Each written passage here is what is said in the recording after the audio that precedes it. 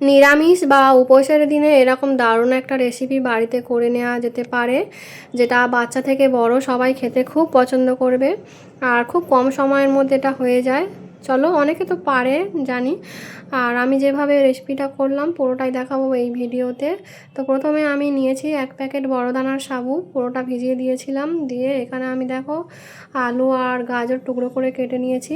এখন কড়াতে আমি সর্ষের তেল দিয়ে দিয়েছি আর জিরে দিয়ে দিয়েছি। দিয়ে এখন আমি আলু আর গাজরটা ভালো করে ভেজে নেব লবণ হলুদ দিয়ে। এটা খেতে দারুণ হয়, আর বাচ্চাদের মানে টিফিন টাইমেও দেওয়া যেতে পারে। আর বড়রা তো অবশ্যই খেতে পারবে নিরামিষের দিনে বা উপোস করে থাকলে। যেমন আমি আজকের মানে শ্রাবণ মাসের লাস্ট সোমবার ছিল আর করেছিলাম উপোস। তো সাবু ভিজিয়ে দিয়েছিলাম 1 প্যাকেট, মানে ভিজিয়ে দিয়েছি। তো খেতে খুব একটা ভালো লাগে না সাবু, কী করব, তাই খিচুড়ি বানিয়ে নিচ্ছি। তাই ভাবলাম যে রেসিপিটা আমি শেয়ার করি। এখানে অন্য অন্য সবজিও দেওয়া যেতে পারে, বাট সাবুর খিচুড়িতে আমার মনে হয় বেশি হাবিজাবি সবজি না দেওয়াই ভালো। ক্যাপসিকাম দেওয়া যেতে পারে, বিনস দেওয়া যেতে পারে, বাট আমার কাছে এগুলো ছিল না, আমি গাজর আর আলু দিয়েই করছি। তো সাবুটা একটু ভাজা হয়ে গেছে এর সঙ্গে। এখন আমি দিয়ে দেব জল।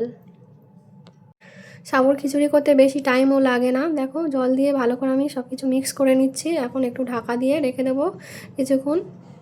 আর দেখো সাবুটা কিন্তু সারাক্ষণ এইভাবে নেড়ে চেড়ে দিতে হবে, নয়তো তলাতে লেগে যেতে পারে।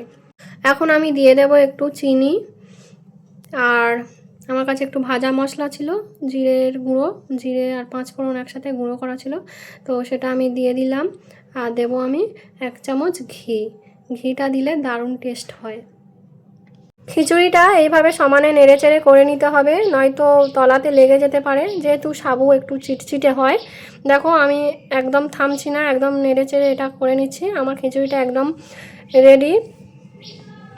তো এখানে আমি 2 প্লেট বেড়ে নিয়েছি।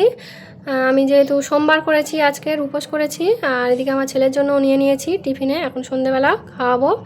সকাল থেকে তো উপোস কিছু খাওয়া হয়নি আমার, আর ওই এখন সাবুর খিচুড়িটা খাবো। এই নিরামিষ সাবুর খিচুড়িটা কিন্তু দারুণ টেস্টি হয়, সবাই ট্রাই করো।